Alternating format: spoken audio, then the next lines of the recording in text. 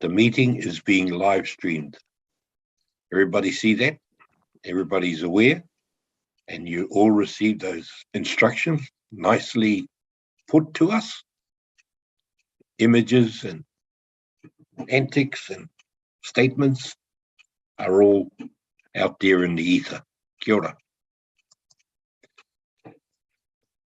Right, moving to item 4, the minutes of the Kaipara Moana Remediation Joint Committee dated 21st of February.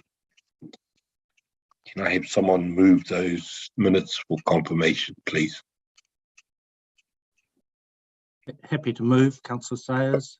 Councillor Sayers, seconded by Councillor Mcdermott. All those in favour, please say aye. Aye. Aye. Those against? Any abstentions? That's carried.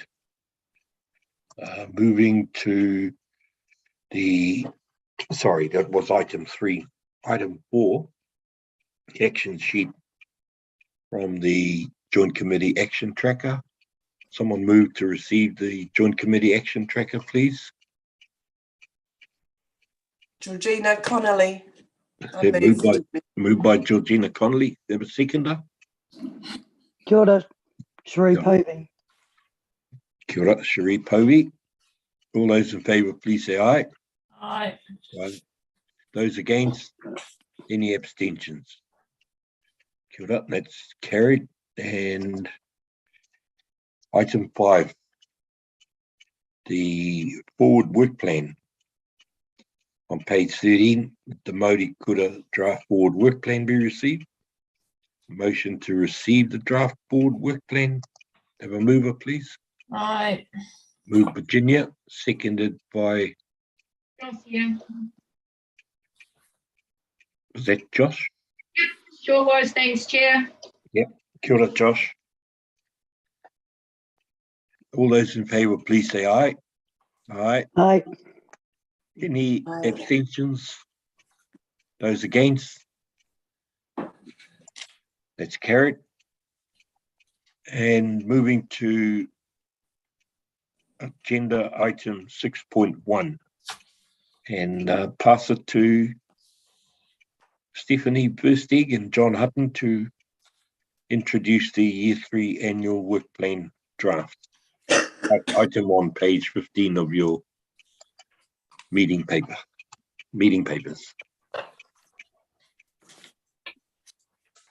Well, thank you.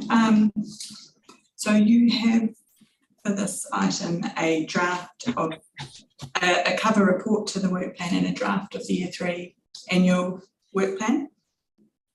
As you'll be aware, we're required to provide the Ministry for the Environment with a draft work plan for each financial year by the 30th of April.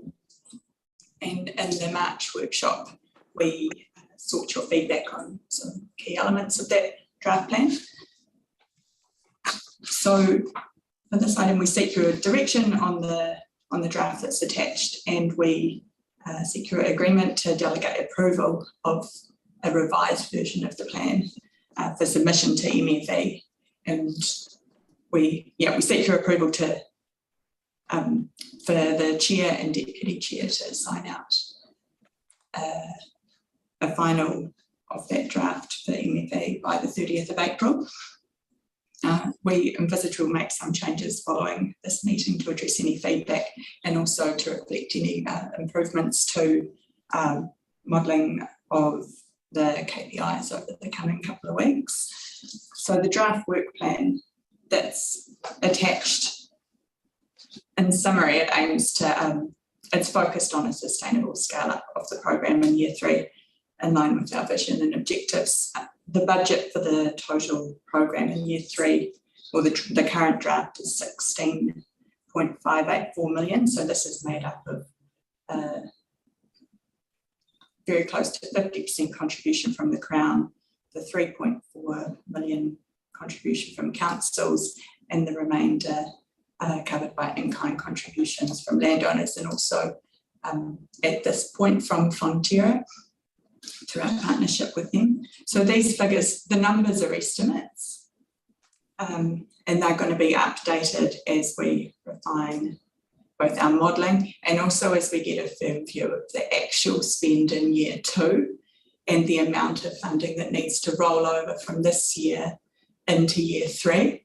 So that's going to become increasingly clear as the rest of this financial year progresses, particularly with those projects that cross over from this year into year 3. Once we know where that final expense is, then we'll be able to firm up the budget, and that's not going to happen until the end of the financial year. But the main, so in table 1 of the cover report, we set out key elements of the work plan. And this is structured by the 6 work program areas that you've already been introduced to in previous meetings. And within each of these areas, there will be a number of project level, a number of projects with specific contracts and budgets. And we'll be managing not many of those at a project level. A number of those projects as well are continuation of year 2 projects or year 2 projects that have been slightly reconfigured or reforecasted. And in table 5 of the cover report, you can see how they map out against each other. So, I mean, the core of the program is that first item in table 1, program delivery, sediment reduction. That's the remediation grants and partnerships. The Landowner Grants, the Refinery Fund, the catchment reference groups, and also those existing partnerships that we've got with Kaipara Uri, Frontiera and the Forest Bridge Trust. That program delivery sediment reduction also covers off the workforce and capability development. So that includes implementation of the employment hub, any further field advisor training and mentoring, and also nursery support. The second item in that table is the Thriving Maurikura. That's the operational budget for the Maurikura. And there's likely to be a slight increase to that. The governance, planning and reporting item, the next one down, covers off joint committee costs and also inclusion of a proposed project around program monitoring and evaluation. So this would provide a framework for a more holistic understanding of the program outcomes and also the effective communication of those at all levels. The fourth item there is the digital tools. In a large part, that is a rollover of existing budget to enable delivery of Smarty Grants and Media Suite solutions and significant progress on the freshwater management tool. There are also some costs there to maintain and improve these and other data sets relating to wetlands and sediment risk, and to ensure the effective governance of those over time. The engagement and partnerships budget is not changed in quantum from the year 2 budget, but it's been split into communications and community outreach, which reflects the importance of us getting out into COVID permitting, getting out and working with landowners and marae and communities over the course of year 3. And the final area there is strategy and opportunities. So that covers off the rollover of budget for soil conservation strategy. It covers a new 2-year project to implement the Kōrero Tukuiko Mātauranga Māori strategy. And it also includes a small budget to enable us to develop opportunities with third parties that would reduce the costs of remediation for landowners.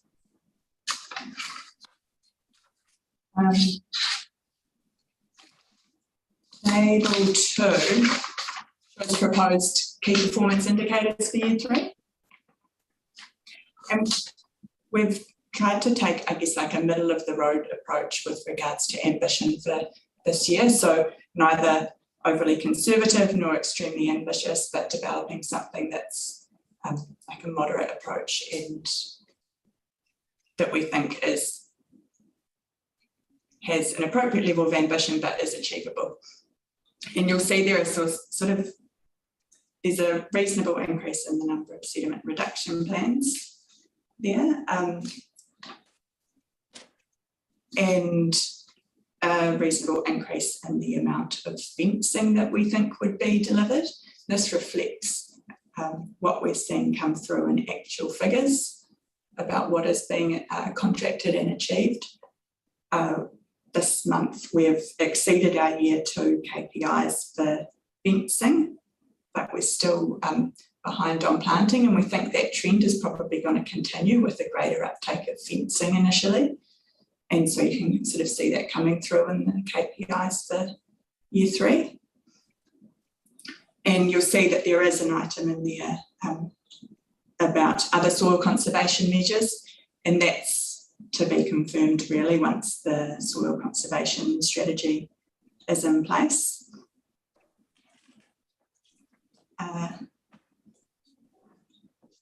We assume with that key performance indicator that introducing any additional soil conservation options doesn't fundamentally change how much a landowner can afford to spend each year, but it might just change how that remediation spend happens. So people choosing sediment reduction plans, initially funding some hill country erosion instead of where they might be treating stream bank erosion now, but without kind of increasing how much a landowner might spend in any given year, because there are a number of other factors that influence that, obviously.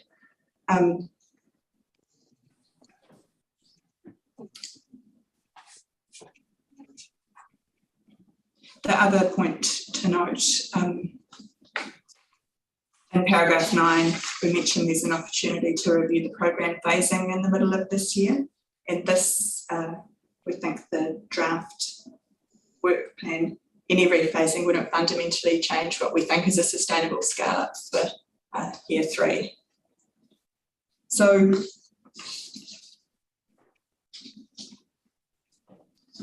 yeah, I mean, if you approve this paper, then we propose that we work with the chair and deputy chair, who would then have delegated authority to approve the revised paper to submit to MEP by the 30th of June, 30th of April. The ministry then has 20 days to get back to us with either accepting what we've submitted or requesting any reasonable modifications. And if MEP seeks any modifications, then you'll be able to consider those. And so we propose that we bring this back. We can provide an update in your May workshop on progress, and then we can bring this back to your hui on the 13th of June so that you can consider any requested modifications in the final of the plan.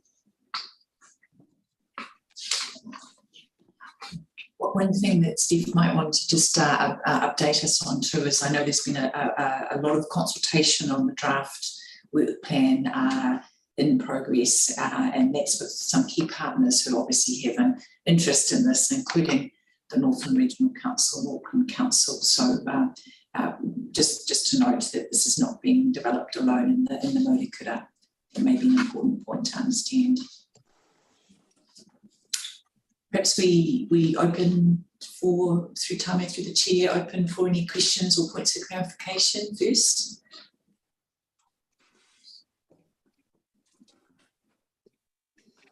Perhaps before we do that, do you have any comments to add, John Hutton, given you were paddling the other side of this waka? Kia ora, Mr. Chair, thank you very much for the opportunity to speak. No further comments from me.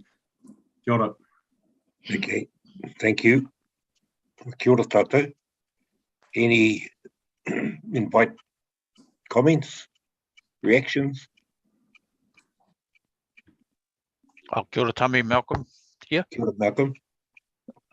Just a query around other soil conservation, afforestation really, and has there been any thought around the carbon space in this corridor, and if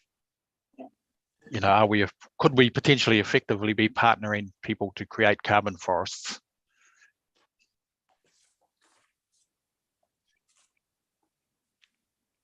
Yeah, good question, Malcolm. I think through the development of the soil conservation strategy itself, we will the carbon element will be a key consideration that impacts on the economics of different soil conservation options, and also the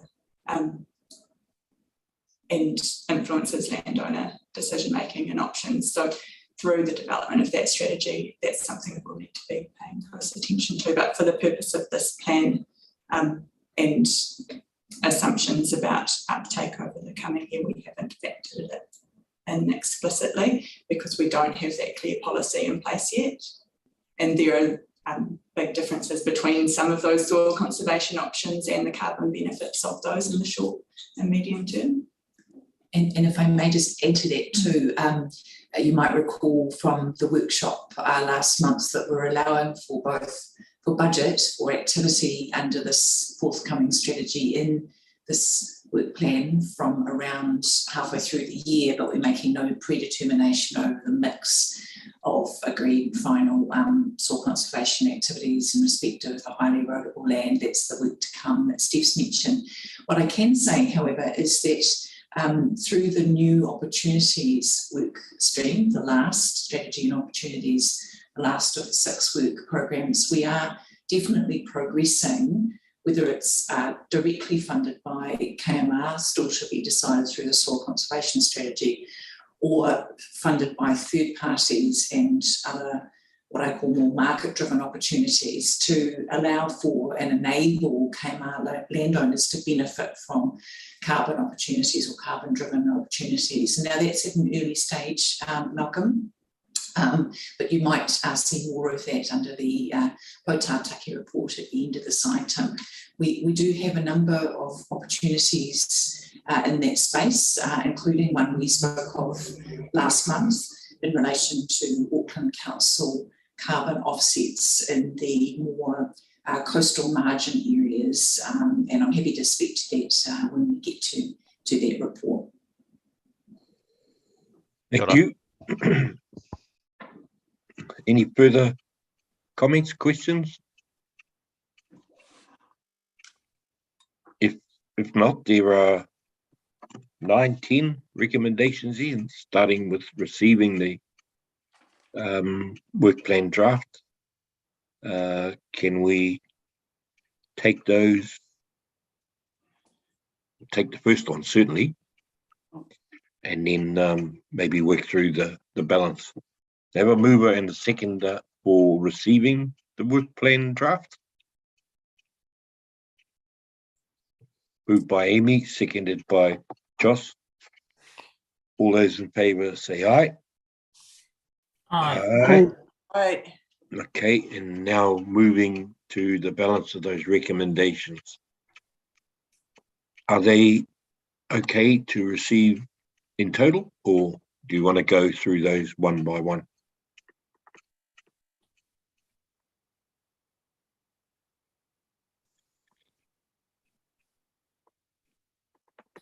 Tammy, I'm happy to move them. Okay, moved by Virginia as a block. I'm happy to second, Chair. That's Josh. Seconded by Josh. All those in favour, please say aye. Aye. Aye. Aye. Any against? Any abstentions? Carried. Thank you. Moving to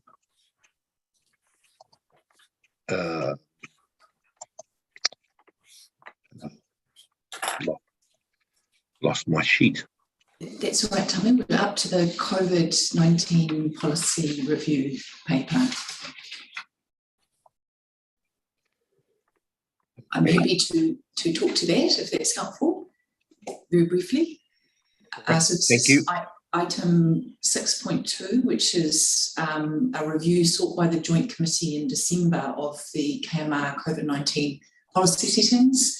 In brief, we took an initial set of policy positions in December to reflect the then traffic light framework from central government. We were invited to review it and report back this month, which we have done. As you'll be aware, the traffic light settings have changed significantly as of the 4th of April, and this paper fortuitously came after that, so our policy settings proposed reflects the new traffic light settings. The Northern Regional Council policy settings in respect of COVID, to which KMR is operationally aligned, were not 100% developed at the time of writing of this paper, and have subsequently been finalised and released to staff. Just for the record, the proposed KMR COVID settings do reflect the NRC settings that were subsequently finalised. There are a couple of things to note that we will propose to add to the annex, the appendix, the attachment, appendix 1. The table, if you like, was green, amber and red. That's just in respect of masking in external meetings. So we would propose to add masking for external meetings as a requirement under red for Morikura staff.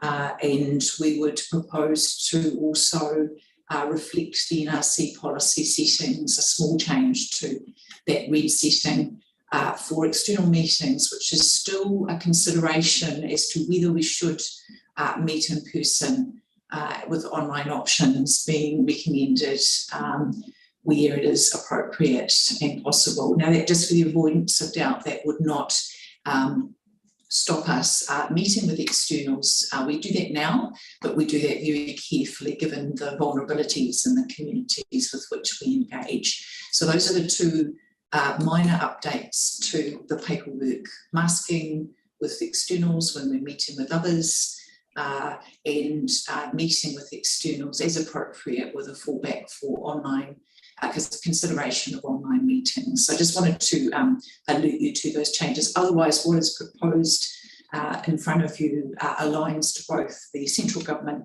and now the new revised Northern Regional Council policy settings. Thank you. All right. Are there any comments, discussion points from the members?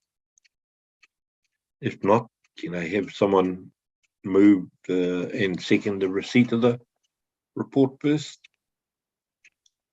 I'm happy to move, Tame, Georgina. Kia ora, Georgina, a seconder? I'm happy to second. Can I just check that you can hear me? Yep. Oh, cool. Thank you. Yep, happy to second. Moved by Georgina Conley, seconded by Penny Smart, that the COVID report be received. All those in favour, please say aye. Aye. Aye. Okay. Those against? Any abstentions? That's carried. And moving through the remainder of those recommendations. You have a mover and a seconder, please. I will, Tame. Yep. Aye, Malcolm. Malcolm and Virginia. All those in favour, please say aye. Aye. Aye. Aye. Aye. Those against? Any abstentions?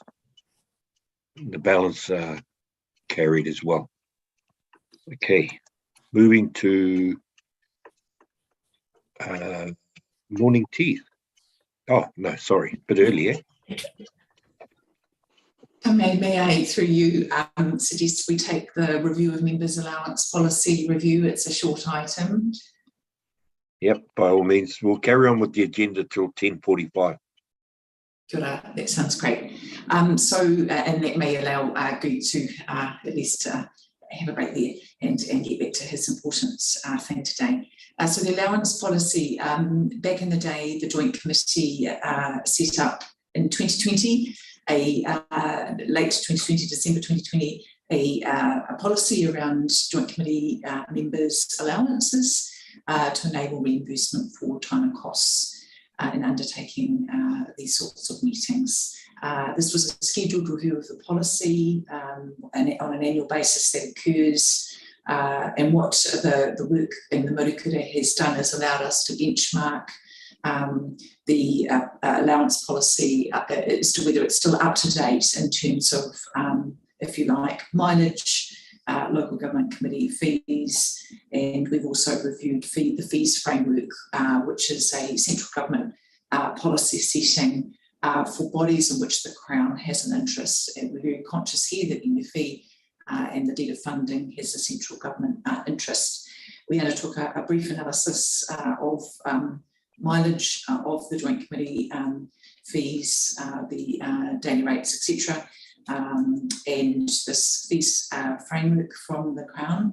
And the only change we are proposing as a result of this review activity is to allow myself as Poetataki to sign off or approve, if you like, members' claims against policy where they are in line with policy. At present, the chair of the Joint Committee actually has to review and approve all of the Joint Committee claims against this policy, and I presume, I gather that was because there was no Poetataki that was formalised in that role.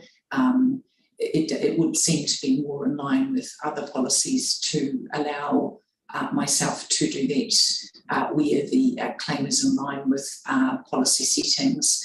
For the avoidance of doubt, our administrator also reviews all claims line by line against the policy to make sure that they are in accordance. So the proposal there is just to make a small minor change around the approvals. And I do apologise, there is a slight error in the paperwork which we will correct. There's a macron missing in hapu, and we will also correct that typo as we update the policy. So I'll perhaps leave it there and just see if there's any questions or comments on that proposal. Any comments from the members? Kia ora koutou. I'd just like to make acknowledgement here on the development of kaipara remediation and also the Murukura.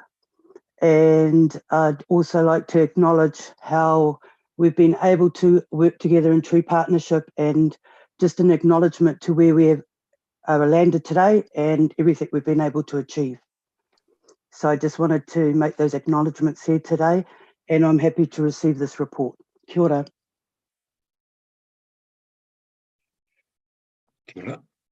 And Penny, kia ora. Kia ora, thank you, Tamai. Just a couple of points. As chair of NRC, I, myself and Malcolm, the CEO, sign off on the expenses claims.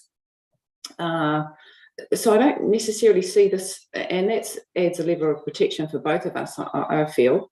I don't quite see this as a small change. I see it's moving from governance to operations.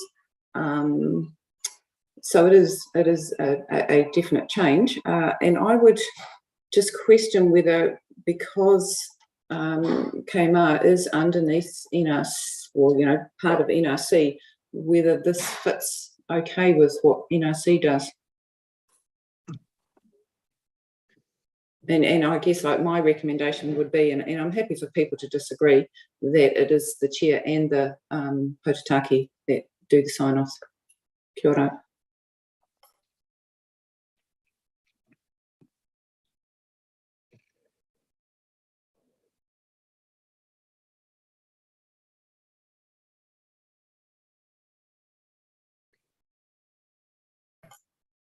I guess that's maybe a question for you, Justine, or perhaps Malcolm.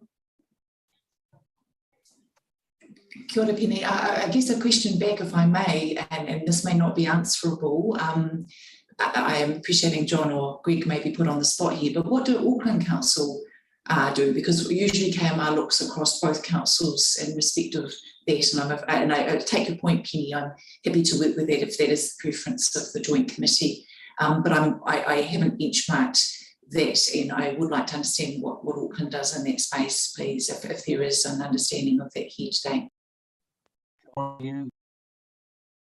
John, do you know that process? I confess I don't. I'm not sure either.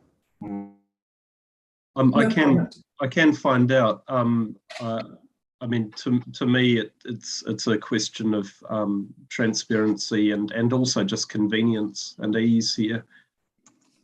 Councillor Newman has appeared, so he may have an understanding. Sorry, Councillor Newman. The question is what sign-off procedures followed with Auckland Council in terms of expense claims, whether it's signed off at an officers level or whether there's some kind of political oversight over it. Sorry to drop you in just as you appear.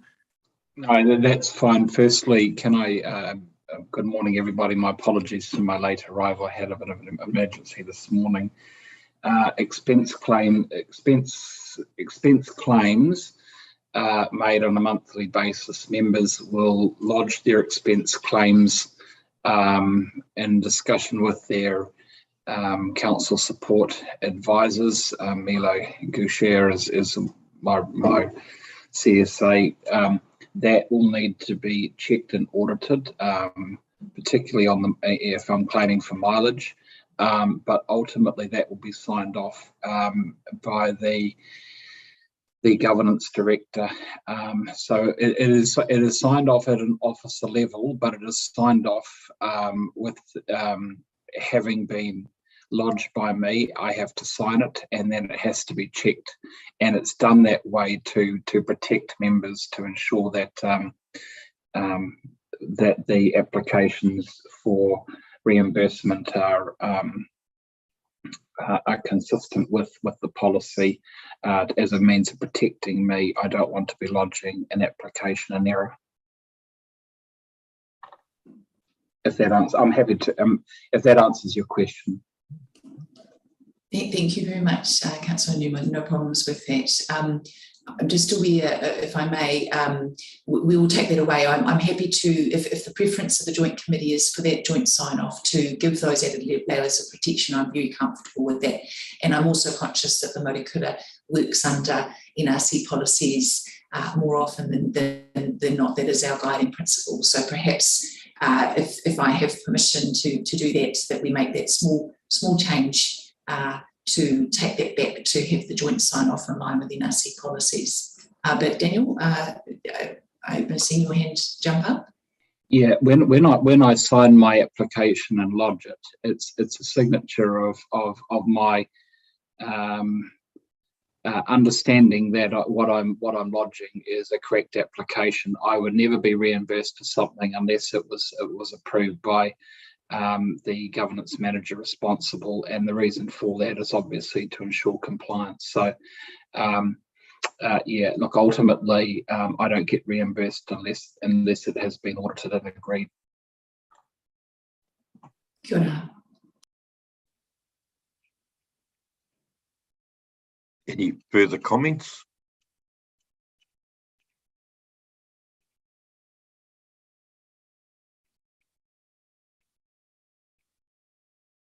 Okay, apart from the sign off of the applications or claims, are we in a position to approve the other recommendations there?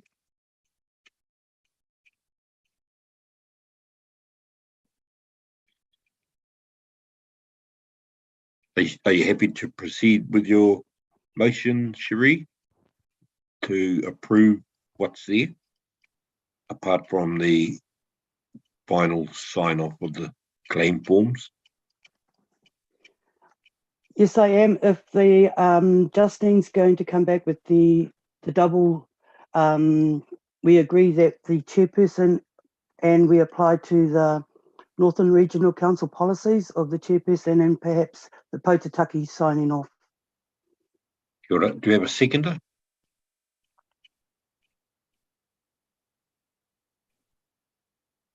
Okay, seconded by Penny Smart. All those in favour, please say aye. Aye. All right. Aye. Those against, any abstentions? Thank you, Justine. We'll await the final confirmation of the status of sign-off. Good everyone. Kia ora. And moving to agenda item 6.4, spatial review of the Kaipara Moana remediation program, and invite the team of 5, this basketball team of Duncan Cavell, William Wright, Lizette Wilson, Griffin Hope, and David Mcdermott. Take the court, please. Kia ora.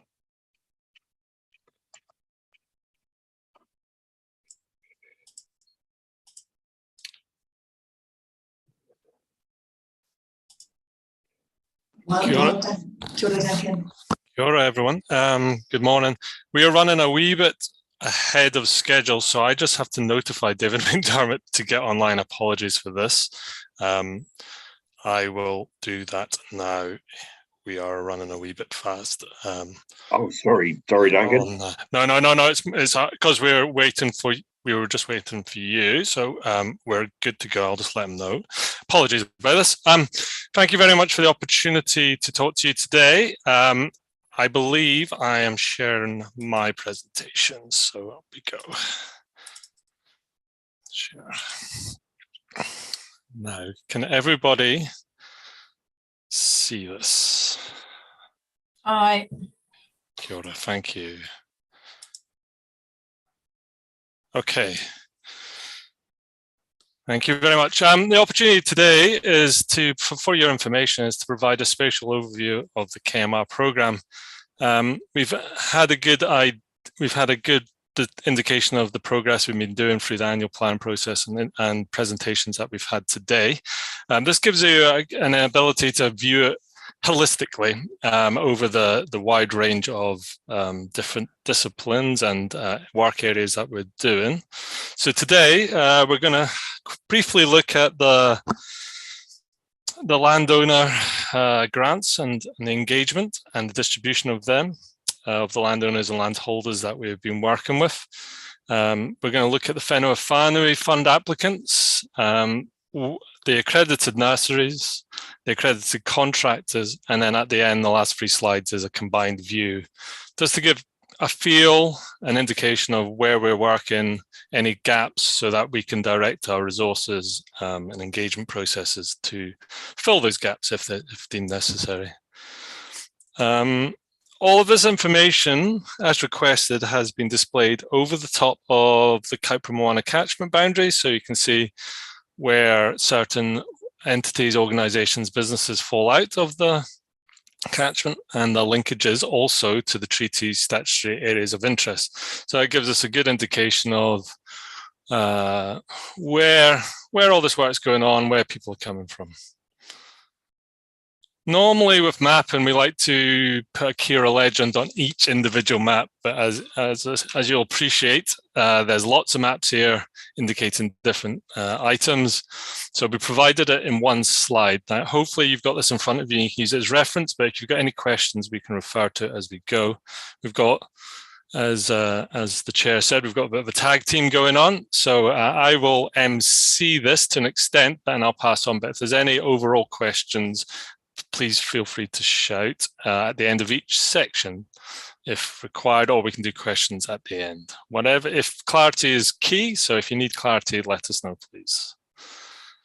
So for the landowner grant scheme, we are going to, I'll do this section if that's okay. Really give a good indication that progress is really starting to ramp up. We've got the people on the ground now through the field advisors, either through Turia Ho, the contractors that we have on site, but we also have progress indicated through the sustainable dairy advisors for Fonterra. And they're really starting to ramp up, and so are our field advisors that we've trained, and we've got a whole pipeline of new field advisors coming along. We've got 222 landowners engaged through sediment reduction plans or the Fonterra Tiaki scheme, who are doing freshwater, they're doing their farm plans, but they're also doing funding through a similar process. And they're sticking to all the same criteria, so it's fairly seamless. Of the 38,000 hectares of influence, now we're not doing 38,000 of works, but that's the boundary of the farm or the land ownership that we're working with. And that covers 6% of the whole catchment. And interestingly, also covers 14% of the total number of landowners we have estimated at the start of this project. Knowing though that most of these landowners all have multiple blocks or multiple properties, this is a really key step forward to, if we catch them in the first year, hopefully they'll bring their other properties online as we move.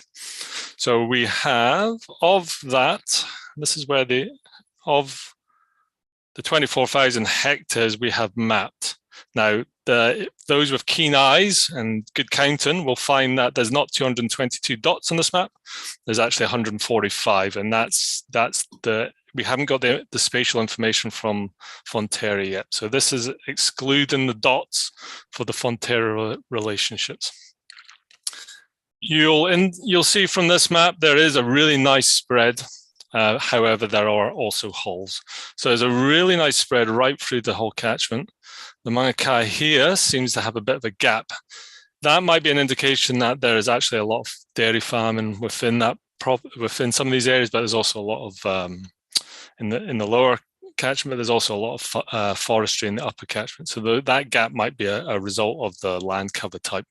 Up in the green area in the Northern Wairoa, a lot of contact, a lot of existing relationships that have come from NRC that have progressed through to this process into KMR. Really good coverage in the middle, and in the southern area, again, a slight gap towards the south catchment, towards the Waitakaris. And in the Poto, we've got an obvious gap there as well. When we start to zoom in, each of the different land ownership is in a different stage of the process moving through. The ones that, of the 145 that are indicated on this map, 84% are actually being processed towards the latter stages of the process. So the red stars, the orange dots, the green crosses, these are all the landowners or landholders that are engaged already or waiting to be engaged. They've done an indication. There are also landowners at different statuses where they have previously put an expression of interest in and then have since pulled out. We do have an indication of the reasons why they've pulled out. Sometimes it's change of land ownership. Sometimes it's financial constraints that they don't think they commit this year, but we have engaged with them. We do have had conversations with them. And then there's other people in the purple dots that are just waiting to really get back. We're really waiting to get back in touch with them. We've logged their interest and we've tried to get in touch with them.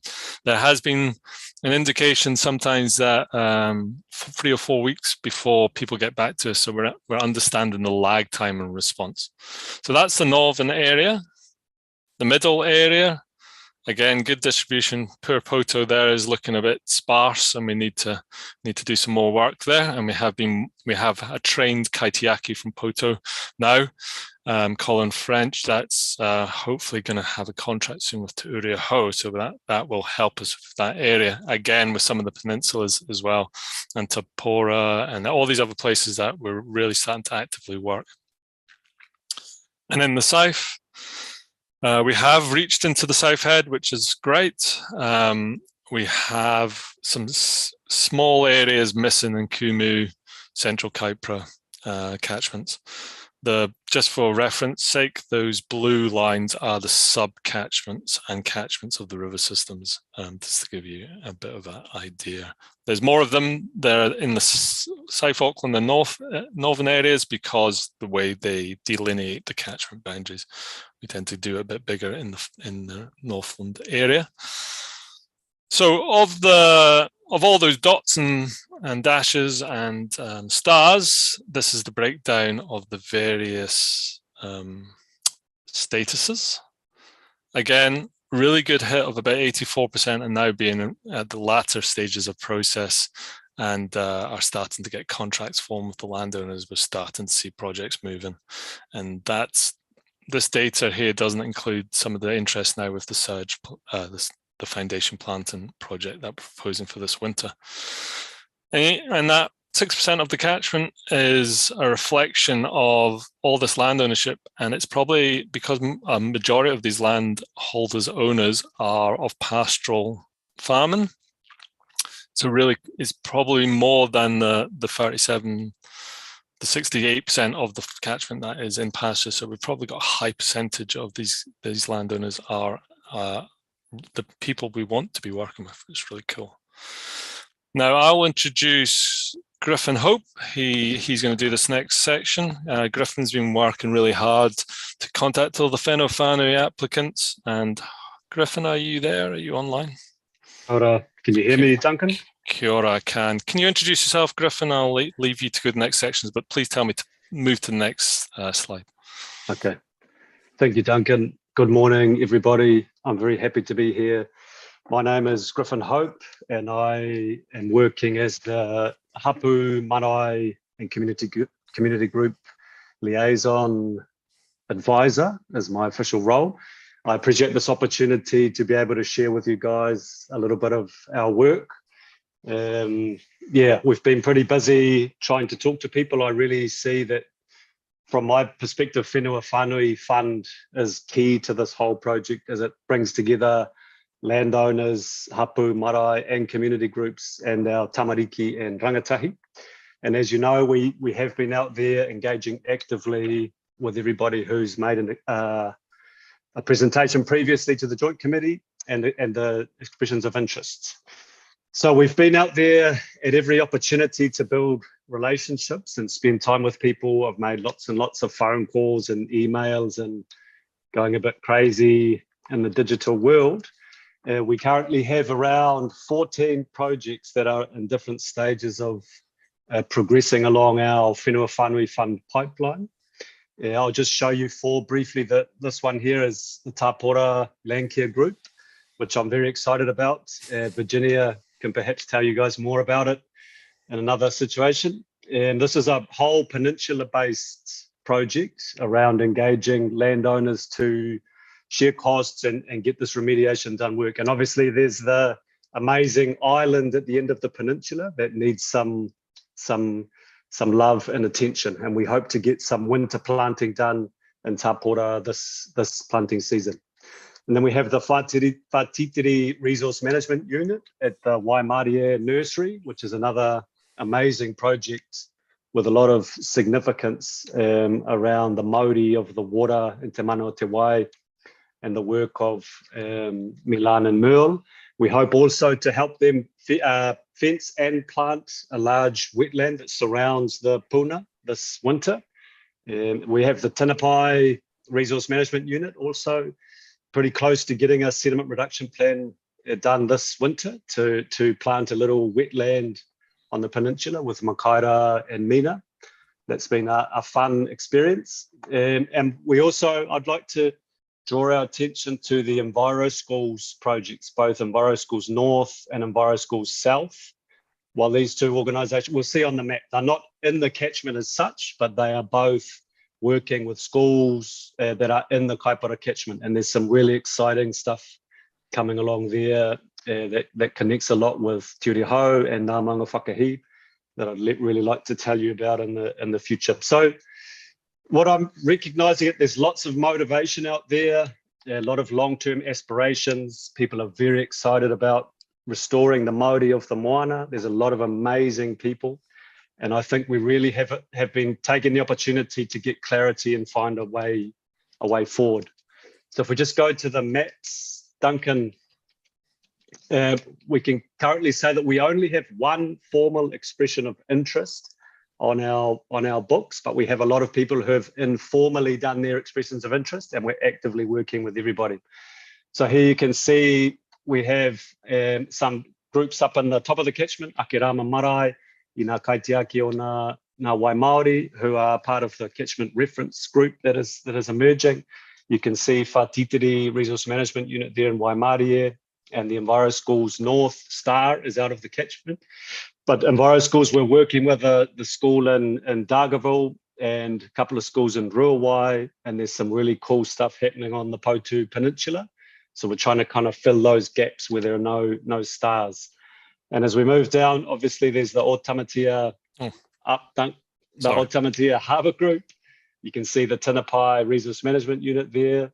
The Parahekeheke Coastal Erosion is a large project that's a lot of that steep coastal stuff, which includes Orowharo, Otamatea and the Tapora Peninsula. And there you can see obviously the Tapora group at the bottom. If we go into the southern part of the catchment, we can see there's a really cool project happening on the Arapareira River. We've got quite a bit of work to get them forward and to, kind of help them to clarify their aspirations. And we can see a few other stars there. Enviro Schools looks like it's out of the catchment, Enviro Schools South, but we're working there with Kaipara College. And there's another little school there that does rangatahi training pathways, which is really exciting too, with no manga whakahi. So it's been pretty chaotic out there. It's been quite difficult to engage. Obviously, COVID has made it interesting. It's difficult to get meaningful face-to-face stuff, and we have taken quite a few risks to be able to engage face-to-face. I'd like to thank the team at Te Aroha Pā Marae and Margaret for a massive amount of support that they've given us with test kits and all of that kind of stuff. It's clear to me that there's a lot of aspirations out there. So these projects are very aspirational. There's a lot of expectation, and we really need to take this opportunity moving forward to get down face-to-face, making sense together of what's achievable, keeping those big picture potential 4PO objectives there, but focusing people on the short-term stuff of sediment reduction, fences and trees. It's pretty clear to me that there's been a lot of unknowns, a lot of uncertainty out there around the KMR program. So I think we're getting some of these things clearer. As you guys all know, the in-kind contribution is starting to take form, and we really need to have a lot of back and forth with our local groups to understand what in-kind contributions are and what is viable. We're very focused on building trust and confidence and a win-win culture instead of this adversarial kind of win-lose thing. We need to be working together. This is all about mahitahi. And I think KMR has a real opportunity to bring some leadership into this space around changing our production landscapes, some clarity and certainty in chaotic times, and build these creative and positive responses. So I really am looking forward to the moment when we can get out on the ground to all of the marae and start engaging in a really positive way, get these sediment reduction plans done, and the trees and plants in the ground this winter and the next one coming up. So I hope that is a little bit of an overview of what I've been doing for the last few months, and I'm very happy to take questions or talk more about this. Thank you very much. Yep. Virginia, thank you for your question. Well, it's not really a question. I just want to thank Griffin and Trevor and Willie for coming out to Tapora and helping us work through some of the in-kind contributions, and Justine for her feedback and taking on our, our comments as well, and where we're seeing things, because it is a big thing and it's been an unknown sort of pathway. So for our Landcare group, it's been good. It's been great having them come down and talk to us. And even with our expression of interest, Griffin, we wouldn't go for the big whenua whānui one, but what we're thinking is that we'll do the foundation planting first, try and get into that with an early sediment reduction plan, and then work towards that bigger, projects for next year, and then, carry into maybe 1 or 2 years, Duncan. So it's been awesome to have that conversation. So I thank you guys for coming out and spending time with our group. And all the best, Griffin. Thank you, Virginia. Come back again. Wonderful. Any more questions for Griffin while we still have him? No, well, there's opportunity at the end of this presentation. Thank you very much. We'll move on to the nurseries, and I'll introduce David Mcdermott. David, you've met before at Puatahi Marae back in the day. David, are you there? Kia ora, Doug. Kia ora, David. I'll let you introduce yourself, sir. Kia ora, whānau. David Mcdermott's my name. As Duncan pointed out, I've been involved with the Nursery Strategy mahi since late 2020, actually. We've been steadily working away on the Nursery Strategy and engagement. I've also been involved with field advisor training and some of the design around the sediment reduction plans. So, Duncan, you want to start putting through some slides here? So we have accredited 16 nurseries throughout the catchment. And we've got 3 nurseries that are in the accreditation process currently. It's been a really good way. The accreditation process has been a really good way for kaipara moana remediation to gauge the needs and the status of each of our nurseries, i.e. every nursery is different. Every nursery's got different scales, different focuses, different species that they grow. So the process has allowed us to get a really clear picture of who's out there and what skills, what capability and capacity they hold, also how they connect to their communities, and what sort of opportunities might lie within those current networks for people coming up through the ranks, looking to do training or looking to upskill into the nursery plant production space. As you can see from this map, there's a pretty good spread north to south. Having said that, there are large areas of our very rural communities where there are virtually no native plant nurseries, and that has a lot to do with access to supply and things like that. Most of our largest nurseries, the big 3, are all within the centre of the catchment there around Kaiwaka, kind of Mangawhai area. So it's fair to say that we've got a good north-south spread, but we will, we will be calling on nurseries to be servicing other parts of the catchment to the ones that they are located in. So we've got, Potal Peninsula is a good one. There are, Dave, do you want to slow it down to the next slide there? Yeah, so here we go. We had 19 nurseries apply. To be honest, the standard of nurseries is really good across the board. Each nursery's got its own challenges and its own needs. And what we've done through the accreditation process, but also through a series of hui, online hui, we have started to build hopefully what will become a really strong network of nurseries. So we're trying to encourage the KMR kaupapa of, I think Griff mentioned it, mahitahi, the idea of working together. And the fact that that KMR has gone with this approach of setting standards around prices, but also setting standards around grades of plants, has meant that that engagement we're doing has been really positive, and there is a real feeling that I'm picking up of willingness to work together. And I think that is part of, well, that's an outcome of actually creating an even playing field, or at least attempting to create an equitable playing field. It removes that level of competition, which I think has really plagued the nursery industry. And we, as you might imagine, some of our nurseries are producing millions of plants per annum.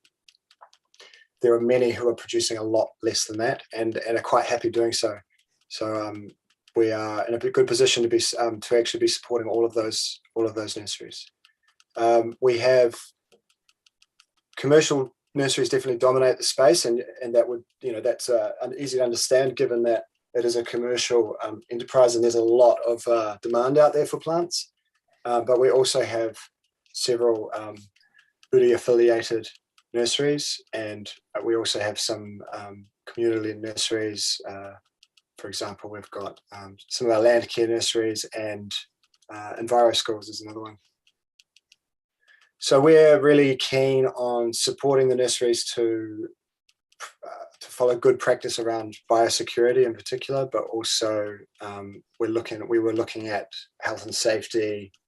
We're looking at tangata, the way that they work with their people, and also looking for opportunities how we can encourage nurseries to be connected to their local network of restoration projects, not just private landowners, but at a community level as well, and at a marae level.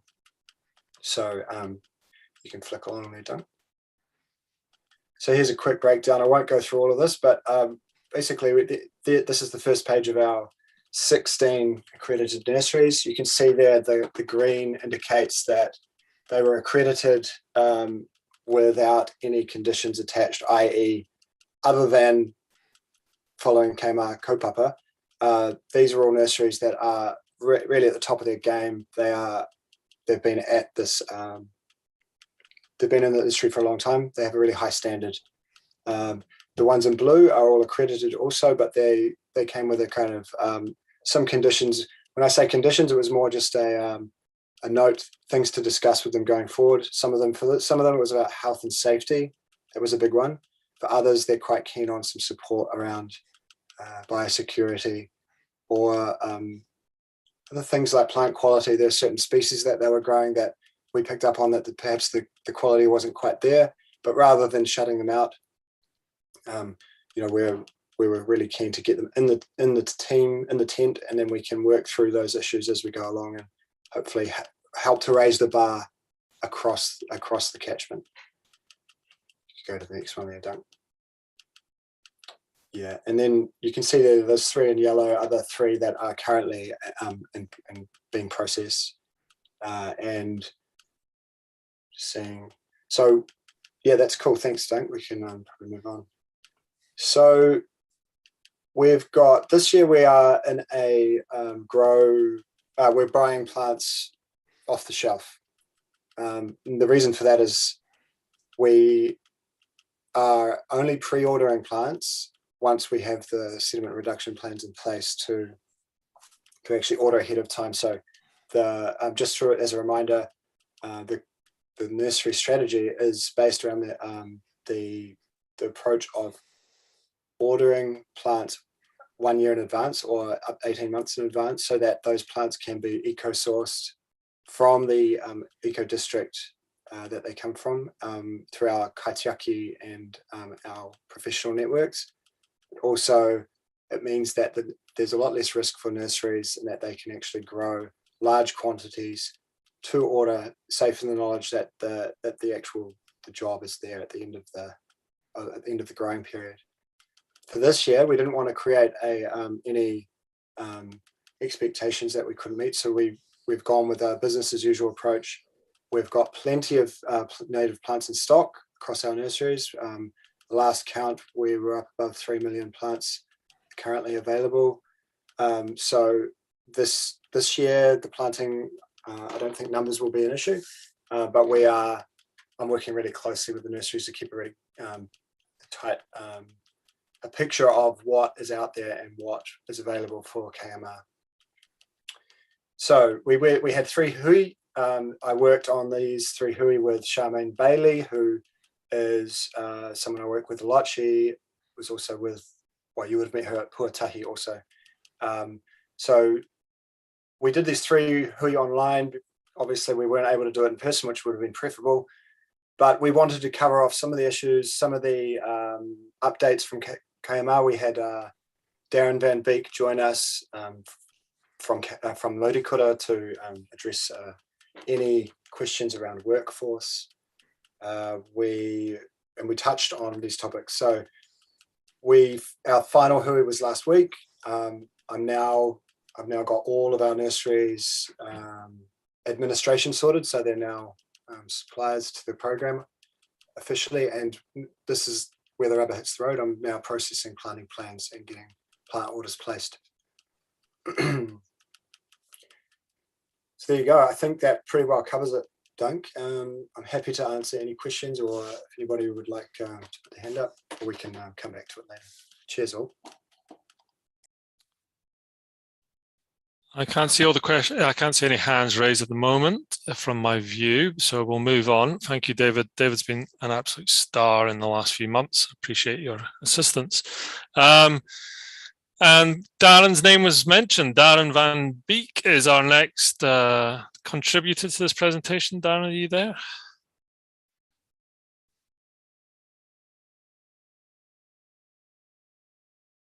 No, Darren. That's okay. Duncan, perhaps you could, or I can just take that through. I think Darren may have been held up. Who's best to talk to this? I can have a go at it if that's Sure. okay, Justin. Yeah. No problem. Thank you. It was actually a great pleasure to map all these contractors. I know many of them, and many of them are on the phone to Darren and myself. These guys are really interested in this project. Some of these people that represent these companies are also linked to the field advisory service. For Tororo Environs, for example, Lindsay Clark, and All Out Contracting as well, linked to Tororo, doing amazing work up in the Hokianga. Really excited about this. Again, the distribution seems to focus mainly along roads, it's interestingly. So we have along between Whangarei and Dargaville, we have a whole load of contractors that are willing to work all over the place. So they've given us an indication of where they're willing to work. Where the orange crosses are is where they're based. So a good mix right across the catchment of all different sorts. We have a total 21 accredited contractors to date, and the breakdown of their various services are as follows. So we have 7 fencing only contractors, 1 spraying contractor, 10 re-veg and spraying contractors. These guys are gold because they can do both the prep work as well as the planting work. We have 2 jack of all trades, vegetation spraying and fencing contractors, and 1 re-veg only contractor. So we're very lucky to have some of these guys that can tip their hand to all services, and we're talking to them a lot. The accreditation process Dan has been managing, so I'm not completely au fait with all of this, but we did ask them, again, similar to the process with the nurseries, what's their affiliation to local hapu iwi? Are they linked to marae? Are they aware of who's around? We were talking to them where the preferred work area is. We went over through the health and safety process, the same as we did with the nursery. We went through some of these factors just to understand where they're at and what's the seasonality, what's the staff and capabilities, all of these things. So there's a list here. I won't go into a huge amount of detail, but again, we have put the details of these contractors on the website, because when we recommend a landowner, when we recommend the work to the landowner, they get in touch with the contractors themselves. We don't have a contract with the contractor, the landowners do. So that's an indication. Many of these guys are accredited. There's just one that is with conditions presently. And again, this is the second group of them. There's some really quite big companies here. The Green Team in Kaipara are doing an amazing amount of work. They're focusing a lot on the roads at the moment with the Puhoi motorway, but there are some significant opportunities to get some large squads out here onto the jobs. Justine, if I missed anything, what would be... No, that's wonderful, Duncan. I'm happy for us to move on. I'm conscious we're into people's break now, so yeah. Okay. That's great. So just to pull it all together, we've overlain the maps with the contractors and the nurseries just to give you a good indication of what's going on. I'll leave it for you. I'll just flick through the next 3 slides quickly. We do have a real focus in the central area around Kaiwaka and Mangawhai, which is actually to our advantage because it means we can have the central hub of contractors and plant supply, making things really efficient. In the south, we do get a wee bit bare, maybe linked to the Auckland effect, whereas either they've got enough work so they've not contacted us, or there is actually a lack of contracts. I find that hard to believe. I suspect they are busy. We do want to attract these people. But interestingly, with the Ngā Rakau nursery down in Auckland area, is a huge producer of baby trees that get raised further in the contract. So they're a real asset to have in our area. And that, folks, is it. So if we still have time for questions, the contributors are happy to take them. Thanks, Duncan. Yes, through the chair, perhaps any questions from the joint committee?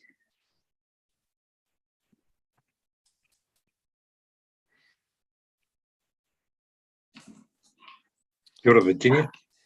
Kia ora, Tami, through you. And it's only in relation to the very first slide, and it's around the treaty statutory areas of interest. And in relation to that, Duncan, is that anything, like you wanted to talk about or mention that in relation to these areas, or? Oh, I got asked to display it over that, and the Office of Treaty Settlements, or Te Awhiriti, were very gratefully they provided this just so we can get a good indication of areas of influence. It's just an overlay. I can't talk about it, but I know that the information was greatly received and made my life a lot easier by providing those shapefiles. So that Willie, sorry to interrupt, Duncan. Willie may have some thoughts on that.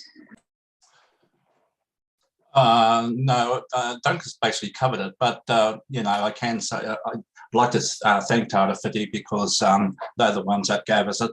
The whole purpose really was just to show and highlight the distribution within the statutory areas. Of course, this is only Kaipara Uri. We didn't overlay Ngāti Manuhiri, which also have a statutory area in the Hōteo region and environs. Right. So more or less the PSGE areas, Willie? Yes. Okay, goodbye. Yeah, and then just for a last comment, on those maps you'll see a purple dotted line across the sort of the top and the bottom. That's sort of the historical boundaries of the iwi Ngāti Whātua. And it's just given a context of overview. Goodbye. Thank you. Ngā mihi. Kia ora, Amy. Kia ora, Tame. It's not a question. I just wanted to say thank you very much to the team for that awesome update. It's just really exciting to hear.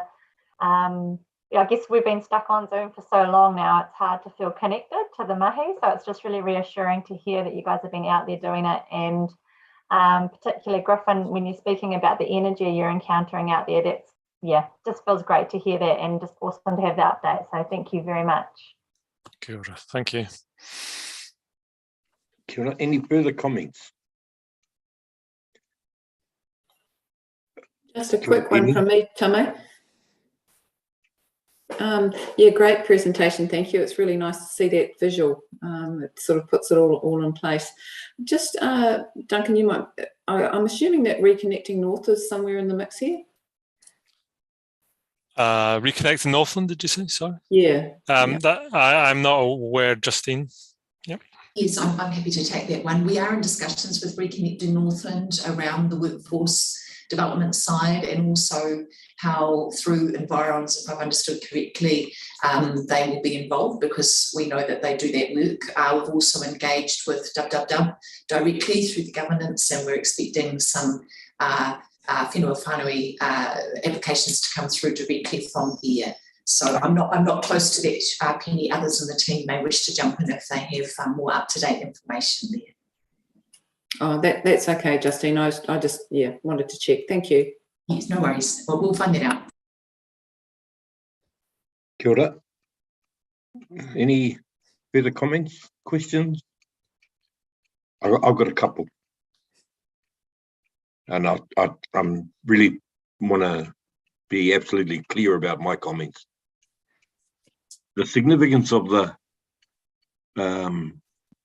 areas of interest is quite important as the program progresses. And we have to really make sure that this is not in any way confused with a central government program or a local government program. This is based on a negotiation between Kaipara Uri and the Crown. And you've got some people that are running around the fringes of all of this who have a different view. And some of them are sort of suggesting that they should be on the decision-making body, or they should be involved in the direction that this is all taking. So there is a reason and there is a rhyme that goes with why we have stipulated that, and we have a bit to go yet. So right as at a discussion last Thursday with the Crown, it was the relationship between KMR, the program, and the treaty settlement. So and I think it's for all of our interests to understand that if the settlement isn't signed off in the term of this present government, KMR will continue. But once the deed of settlement is signed, there has to be some consideration of what happens to the KMR program. Does it become part of the new legislated body that will replace the Joint Committee? Does it form part of the decision making that comes in the new shape of whatever that entity looks like at the signing of the deed of settlement? But just a little bit of subtlety, you may get sort of harangued a little bit by, what are you doing in our area? And especially when you get to the headwaters of the catchments, Tapora. But, if there's anything like that comes up, please feel free to refer them to the Joint Committee, first instance. And there are those sort of questions that really belong in the governance arrangement for the treaty negotiation. The second little observation to make is, I'm glad you've highlighted the map, Duncan and Griffin, and yeah, that Mangakahia catchment looks a bit barren and forgotten. It's not quite like that, but there are sort of, moves and things going along quietly at certainly the top end of the catchment. I think, just in general, and this is not an official position at all, but generally the landowners do still have this question of, yeah, we can subscribe to sediment reduction. What's happening with forestry? Remember, the headwaters of the Mangakahia is the bulk of commercial pine forests in the catchment, and now I think we're getting closer to bringing a resolution around that. You'll certainly get an inquiry about a sort of combination of nursery and contract inquiry from this end of the Mangakahia catchment, and we'll direct that in good time. May not be for this year, but certainly for 2023 planting season. Other than that, last comment. I think this is more really to the Joint Committee. At some point, you could see the map and the profile that's been spread now. The bulk of Uri interests are contained in incorporated entities that are scattered throughout the catchment. And you take the 12,500 hectares of Otakanini Tōpu out of there, there's still a bulk of those land entities that have not come forward yet. I'm not suggesting that we do anything special, but we have to sort of really raise the question as to how do we get engagement from the Araparera Trust, for instance, Griffin, the Oruaporo the incorporated blocks on the Poto Peninsula, the incorporated blocks up the west coast seaboard, right up to Te Roro. But other than that, well done. Great to see that profile put up like it has been. And I don't know about the orange crosses. I suppose they did look like they were sort of marking graves or something for a while there, but I I get the notion, Duncan. Good luck and well done. Keep it up. Kia ora tātou. It is 7 minutes past 11, and I think we were scheduled to have a break at 11:15. But are we in line to take an intermission at this point? How long did we? Maybe 10 minutes. We've got, and we'll go to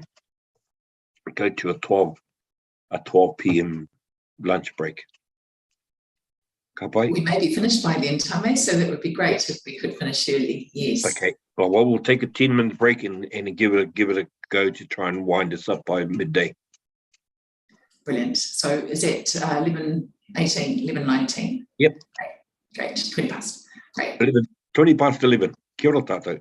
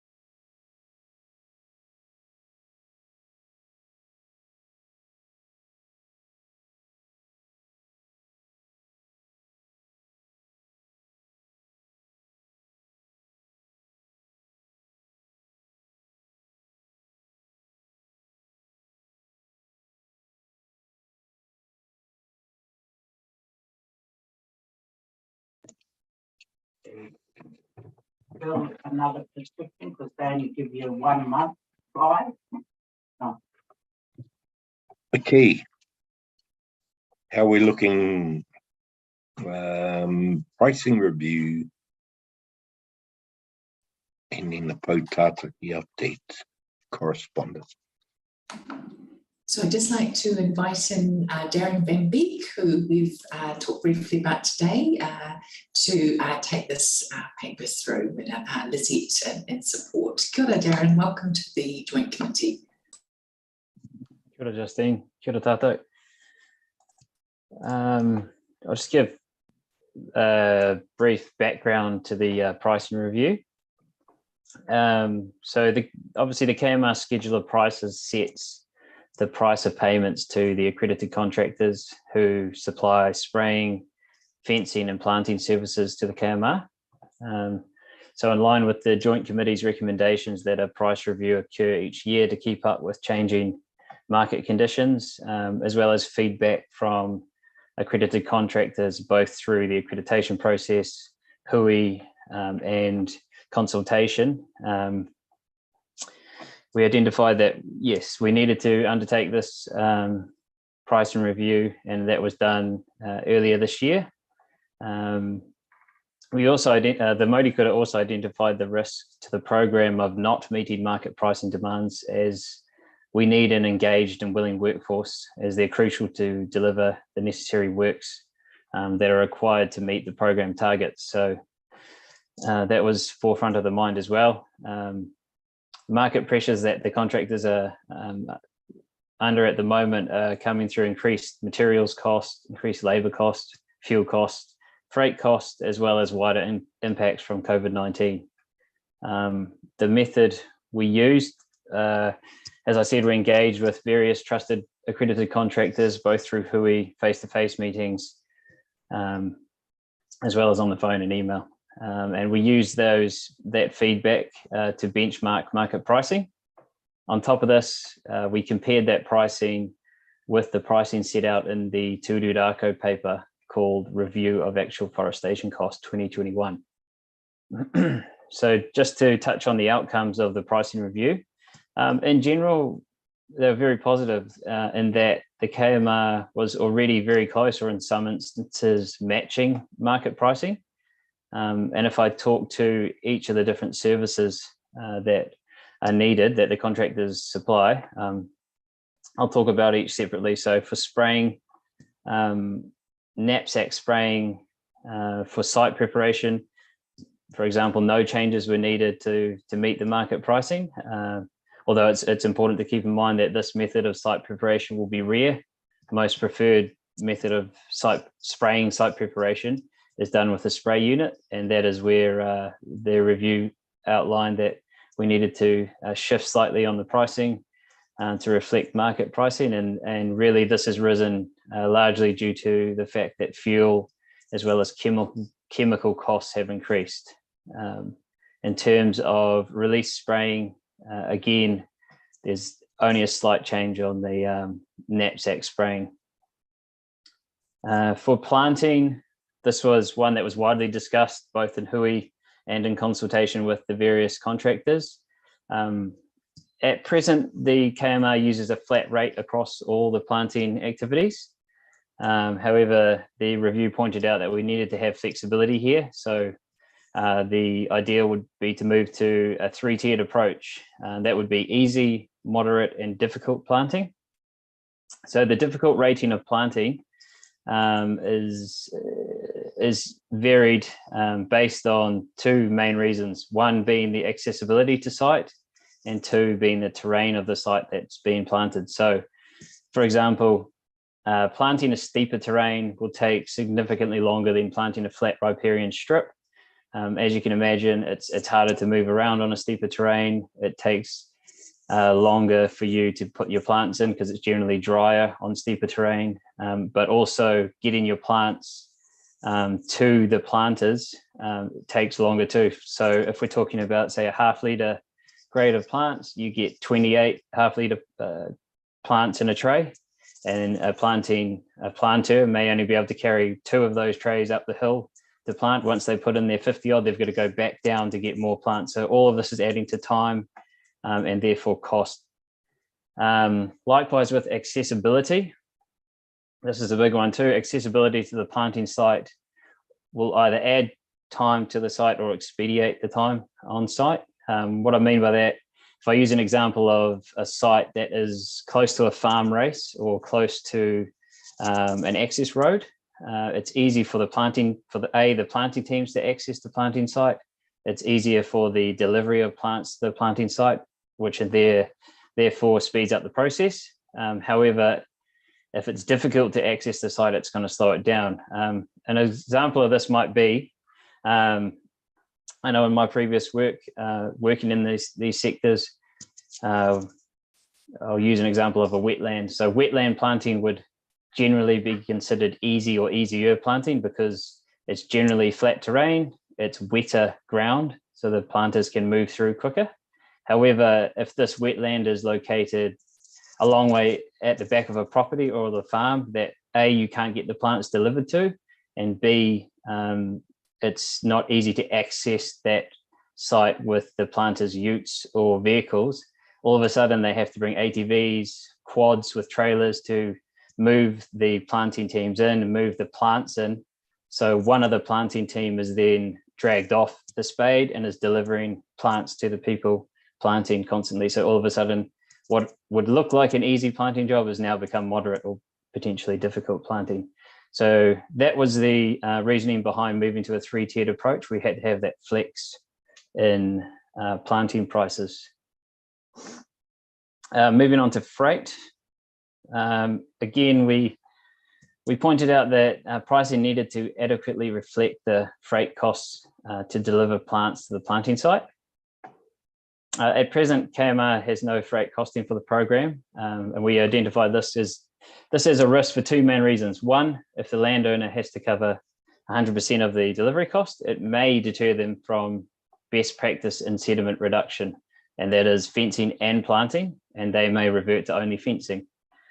Two, currently 9 out of the 16 accredited nurseries have ability to deliver plants. And as you will be all aware, we're trying to get landowners to use their local nursery. However, if that local nursery doesn't have ability to deliver plants, it may deter the landowner from using that local nursery, therefore pushing the bulk of plant sales to larger, potentially more commercial nurseries. So we identified those two reasons as the main risk to have some freight costing for the KMR. The result being a per kilometre rate would be set by the KMR for delivery of plants. And this is in line with market practices for KMR to assist with up to 50% of the delivery of plants. And there would be two options. First option being for a smaller quantity of plants to be delivered via ute and trailer, for example. And the second option for larger quantities to go via truckload, which is generally what many of the nurseries that deliver have the ability to deliver plants use as a truck. That would also mean, in that example I used before, where the landowner wants to use their local nursery, but they don't have the ability to deliver the plants themselves, the landowner could then go and pick up the plants him or herself, therefore hopefully keeping the sale of plants to that local nursery. Moving on to fencing. In terms of fencing, KMR's pricing was already very close and in some instances matching market pricing. That was on the easy and moderate terrain fencing sites. However, on more difficult terrain, KMR, we needed to shift to meet the market demands. And this is largely due to a few factors. The increase in cost is largely due to steeper terrain, meaning it's harder to get machinery used on those sites. And in some instances, it's not used at all, which means if you're not using a tractor with a rammer, for example, it has to be all done by hand, which increases the time spent on site. Difficulty in accessing the site for materials, similar to the example I used before with planting. If the fencers can't get their vehicles closer to that terrain, they're all of a sudden going to have to lug it in by hand. And also an increase of material cost on the steeper, more difficult sites. So the fencers are going to be using more posts and strainers on those difficult areas to make sure that the fence is reinforced and is being used in as the best practice, as well as an increased time spent. I've already mentioned that, increased time spent on difficult sites.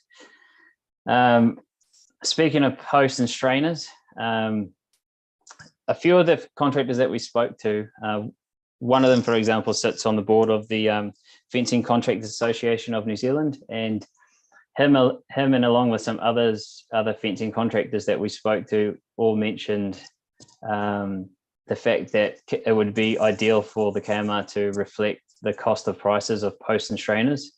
So posts and strainers are used on corners, rises, dips, or on steeper terrain, or where gates are present in fencing. And this reinforces best practices. Something that they pointed out was that if posts and strainers aren't used, the longevity of fences may not stand up to time.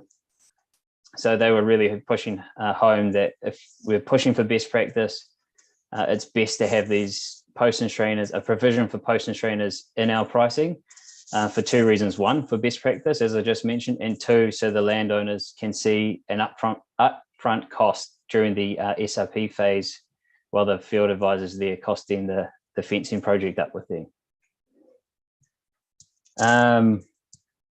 Just another mention on the difficult fencing.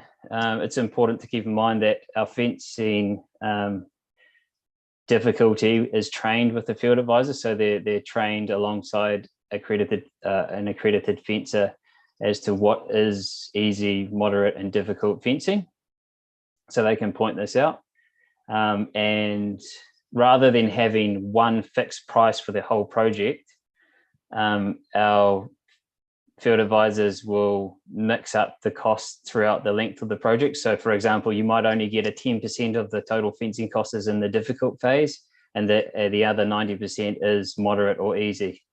Also with the KMR's wider average setback, it allows the field advisor, the landowner, and the fencers to move the fencing in a way that will most efficiently move around the landscape of the property, rather than having a strict rule will push the fence straight up a steep gully. We have the ability to push it a bit wider with that wider setback, so that again helps mitigate the fact that we have higher pricing on difficult fencing, because pushing that a bit wider on more moderate landscape can help lower that cost. So yeah, a breakdown of all the specific pricing is included in the PowerPoint that you have all received, as well as the comparison to the Turudaka report for your viewing. But other than that, if I'm open for any questions, if anyone has any.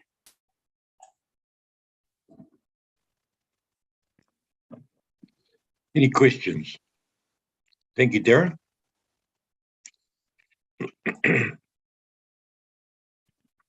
Kia ora, Penny.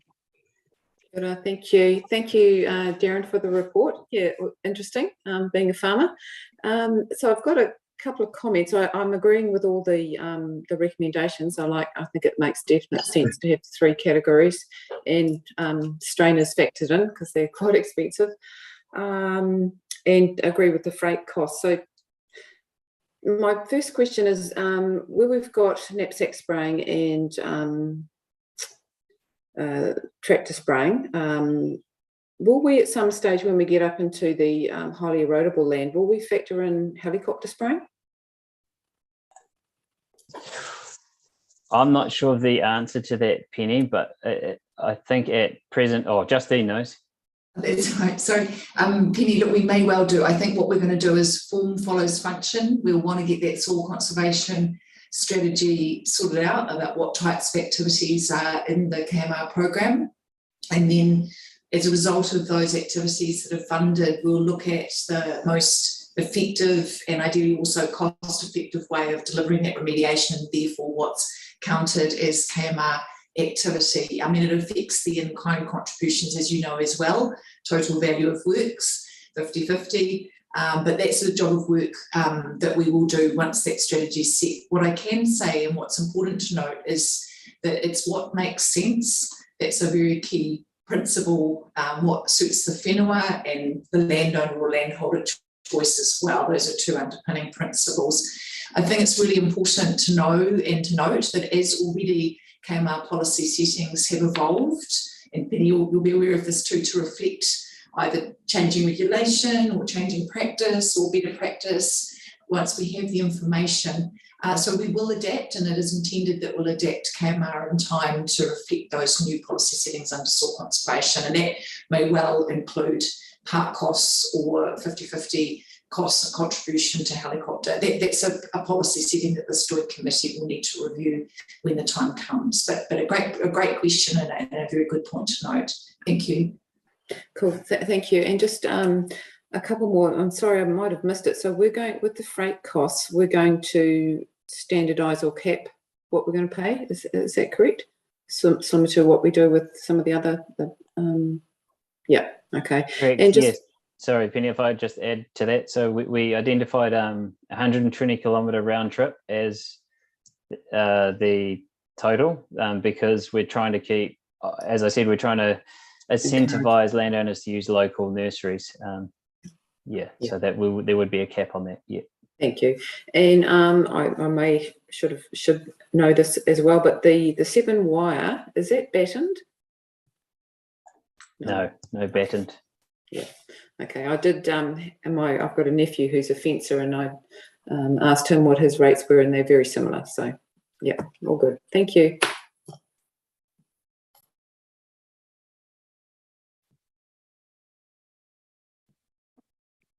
Any further questions?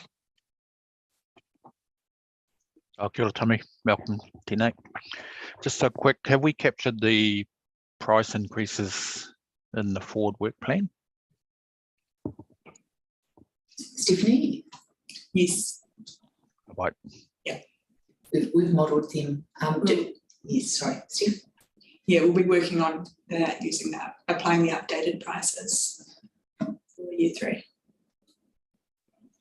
One additional comment, if I might, is just we will be modelling the full impacts of the changing environment in which we're working in the May-June period to align with the forthcoming mid-contract review that we'll be working with MFE. That's a piece of work that's not yet kicked off yet, but it will also capture things like the in-kind contribution policies, which we'll be workshopping with yourselves next month. And we feel that that's a good time, as discussed earlier, when we know what the term over which this program will be run into the future. Scaling up is our intent.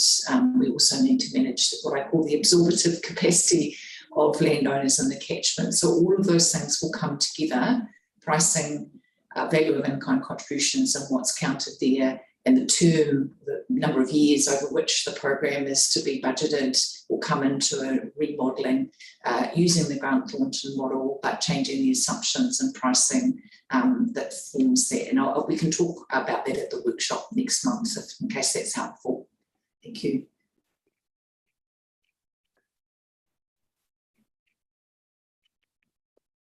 Any further questions?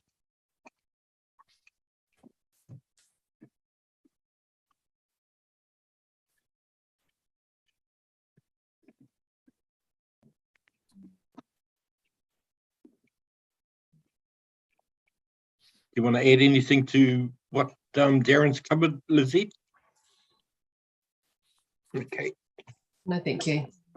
Sorry, Tammy. May I ask a question, please? Oh, yes, by all means. Kia ora. Justine, for the foundation planting, and we've just talked about in-kind contributions, so we're still working on the old 27 cents per kilometre and that sort of in-kind for the foundation planting? Yes, unfortunately, yes, but I'm hoping that next month, which will come around very soon, once we've workshopped that, then we'll move to, I mean, the proposal, just to be very transparent with everyone, I would like to move the in-kind contribution policy to recognise the 79 cents a kilometre, which is a very, very standard rate applied pretty much across the motu for everyone who's factoring in mileage costs. And look, we've got to work that through ourselves in the workshop, but I think it's an equity issue at the minute that we are somehow applying a lesser rate to reimburse people for their time and kilometrage in car or vehicles. I don't see a reason to apply a lesser amount for mileage. That's where I'm coming from. Obviously, this grouping will have a conversation, and my hope, my aspiration is that we would then apply that once we have agreement from the May workshop. Okay. So that would then factor into foundation planting. It's my hope and aspiration we can reach agreement next month to do that. Okay. Thank you. Thanks, Justine. Okay. Kia ora tātou. There's no further questions, comments. Can I have someone move the 4 recommendations under that agenda item, please? Moved by Penny Smart. Seconder.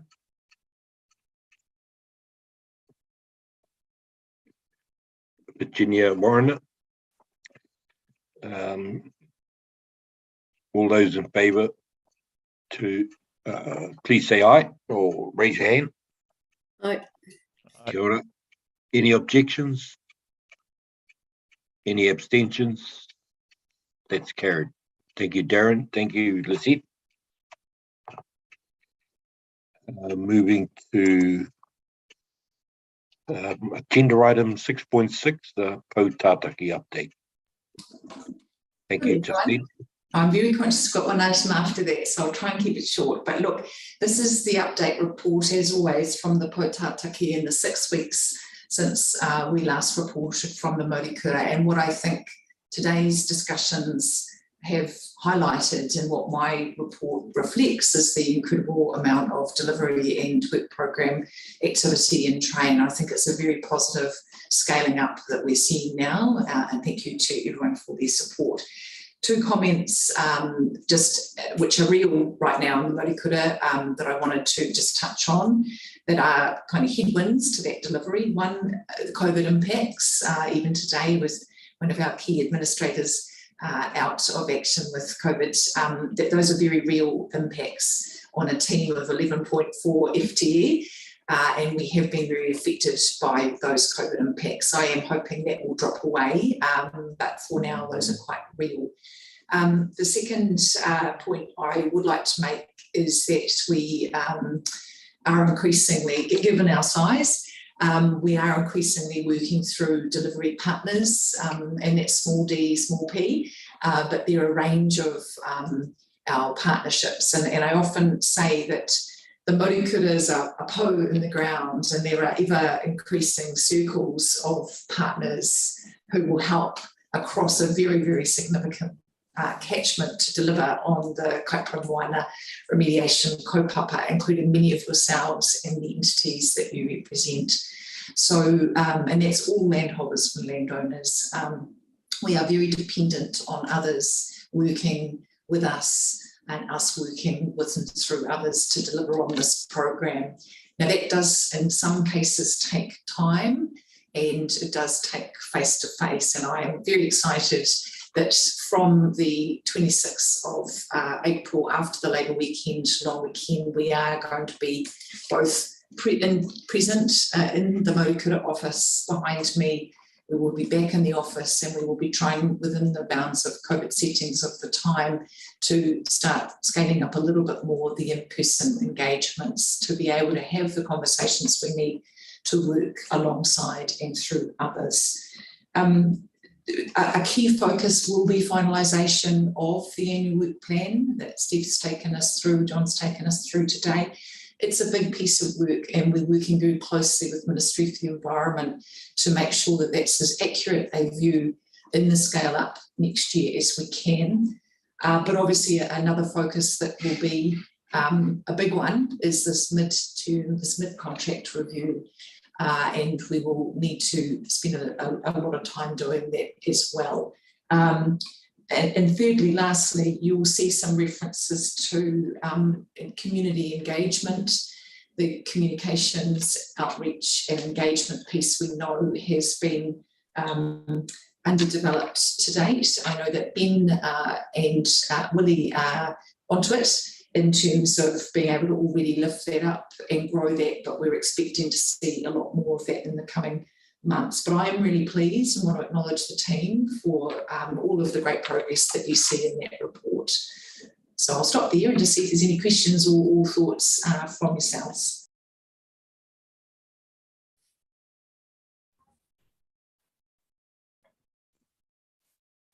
Kia ora. Kia ora. Sorry, Tommy. Kia ora, Justine, thank you for your report. And heaps of work going on, good to see. The only thing that I can't see is we've got the senior officers group, right? So can we have an update or, you know, like what's been happening with them, and how often do they meet with you, and you know, what are the do they give us recommendations, or what is their input?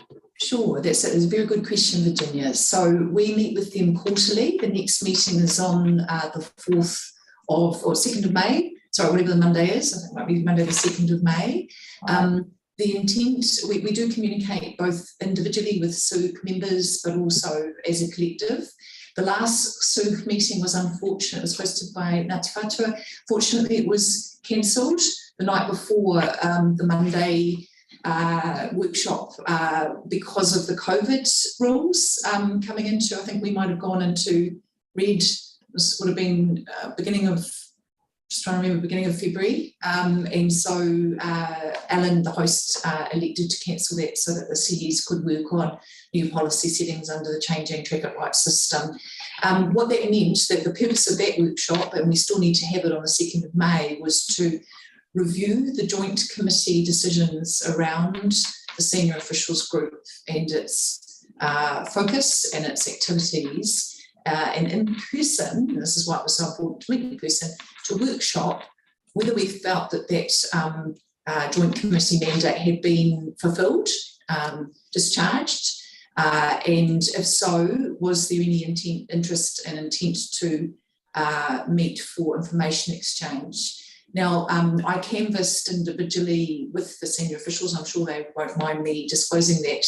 They were happy with the quarterly meeting and either phone calls or emails about key matters as a heads up in between, and that's what's happening now. And they were also quite keen to be involved in hearing what the KMR program was thinking about and being able to input or know about, depending on the issue, in advance of joint committee meetings. And it is my intent to test, if you like, and seek feedback on major policy settings from the SUG before the joint committee has advice from the Murikura, from the KMR program. And I would also, I'll be honest, and this may be a little ambitious, but I'd also like to hear from the environmental arms of the iwi hapu groups in the catchment in a similar way to honour our mahitahi concepts and our bicultural lens. But I have not yet worked that through, and I will need to have a number of conversations before we can operationalise that. It is always easier to hear from other operational programs or arms, if you like, on the operational settings before we come up to governance. And it's part of us as a small team, we mentioned that before, getting it right the first time and giving yourselves the confidence and assurance that we're putting up policies and settings that make sense in line with our MOU, in line with our kaupapa. I feel that it's important to honour that SUG commitment to workshop the role of the SUG before we begin to take that into a different direction. And that's where things are at until the 2nd of May. Bye. Thanks, Justine. Look forward to the update. Will do. Any further comments, questions?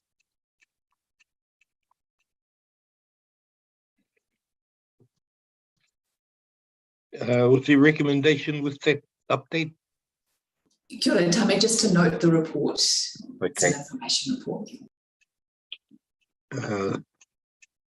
Okay, so we'll note that Poutātaki update as part of our meeting today. And the last item on the agenda concerns correspondence.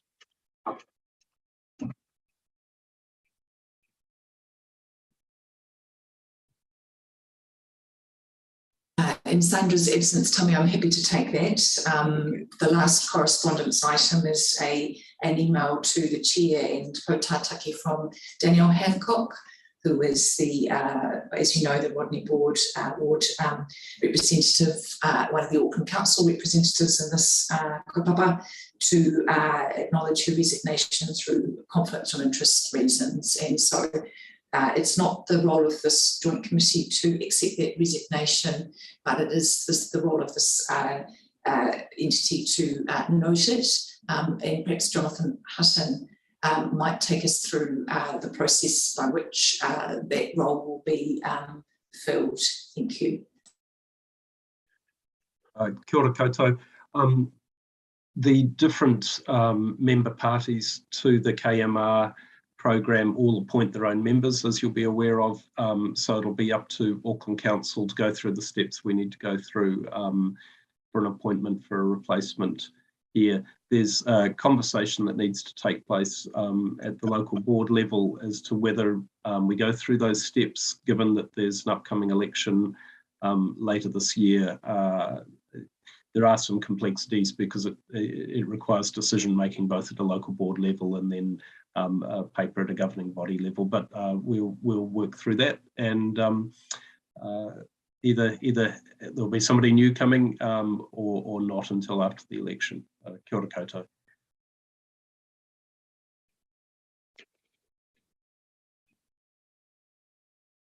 I guess there's no further comments. Just a thought around some kind of induction process or procedure for not only this incoming person, but anyone in the future around what it is we've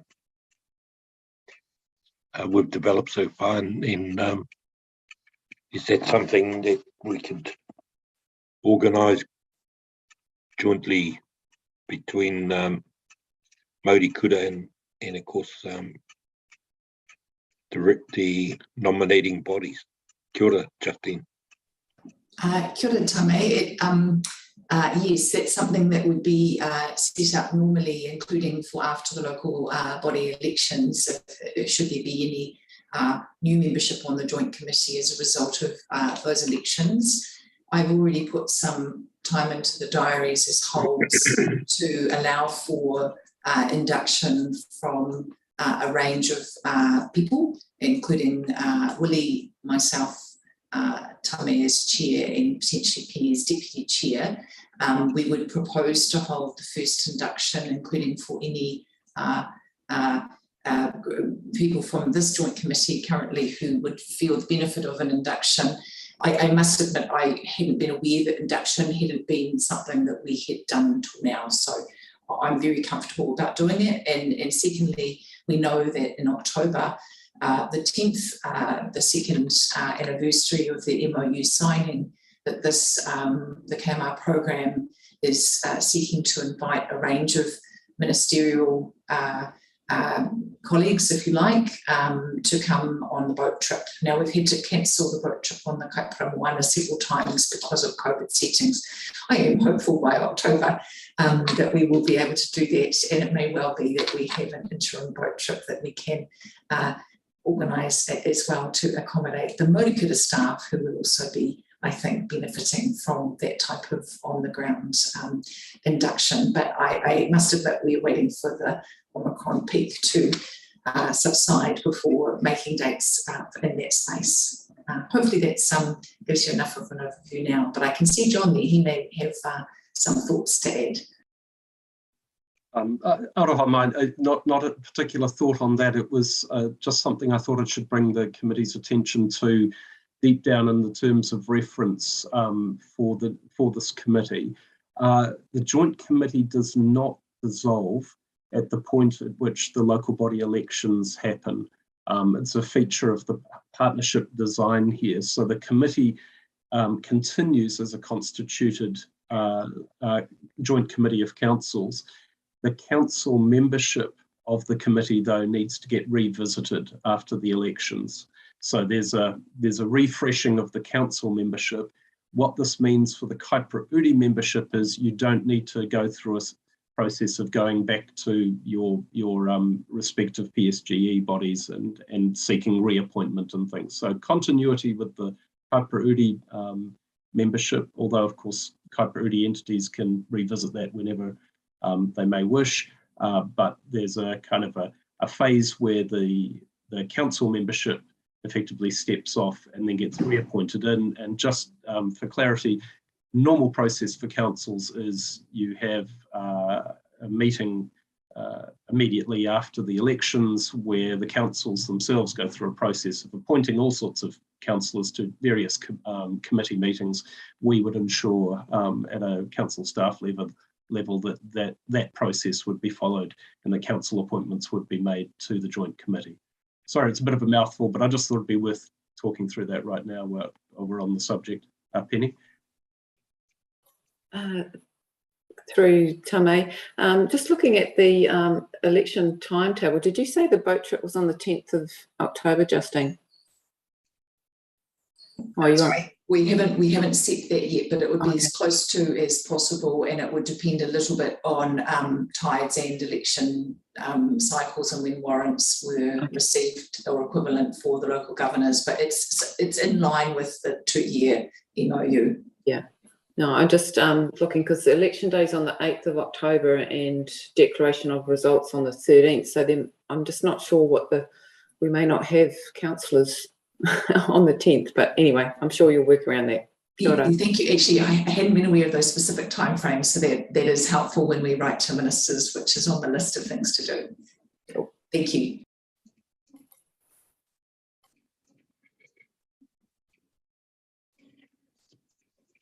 Okay, there's no further comments on the correspondence. Can I call for any other matters of general business or KMR Joint Committee general business? If not, thank you one and all. Thank you Murikuta team for your very constructive agenda and information that's been circulated. And also look forward to the workshop coming up with the variety of matters that are before us. Wish you all well in all of these endeavours, and thank you, Ilka, for your time and trust. We're sort of marking the right columns in the tick sheet. Greg's already gone, but to those of the members that are still here, and of course the Māori Kura team that are here, a big thank you. Pass our regards on to Jane Sherry, and look forward to catching up at some time to maybe brush up on where these programs are going, and we'll try and get a sort of really focus alongside particularly the whenua whānui stuff and that Griffin had brought up. I think we should rethink and prepare for maybe the resumption of face-to-face meetings. That we have to reset a schedule of marae as well to do all of that, and so we'll look at trying to find an hour or so in our busy schedules and organise a Zoom for us for the Uri representatives, and hopefully assist the Māori Kura team in that planning as well. Kia ora, tautoko. So, nā reira, o kuputa te kōrero, 13th of June, that looks like the first opportunity to maybe have a crack at a face-to-face meeting, all things being equal, and maybe a good idea to try and get a Zoom scheduled up in the next couple of weeks. Kia ora. Nā reira, uri noa, tēnā koutou, kia ora tātou katoa. 3 minutes past 12, and declare the conclusion of our Kaipara Moana Remediation Joint Committee meeting, and close with a whakamoemiti. Tēnei rā ihua, whakahoki tō mātou reo whakamoemiti, tainei ki te wā e taupuki ai tēnei kaupapa. I noi tunu ana ke maraki ake mātou katoa, te roanga ke o enei rangi, tēnei rangi, ngā rangi katoa ke mui o mātou aroaro. O mātou huanga, karanga maha, te hunga kei raro i ngā kapu o te pauri, kia hono mai no ki rātou ki roto I tēnei, I noia mātou. Kia whiwhika nui I ngā taro, piki te ora te kaha te marama. E nei ngā inui raro I te ingo kaha matu tama, wairua tapu ana hera puna, mā ngai tautoko mai kia tūturu kia puma, ai ni ake ni ai. Kia ora tātou. Ai, kia ora. Kia ora.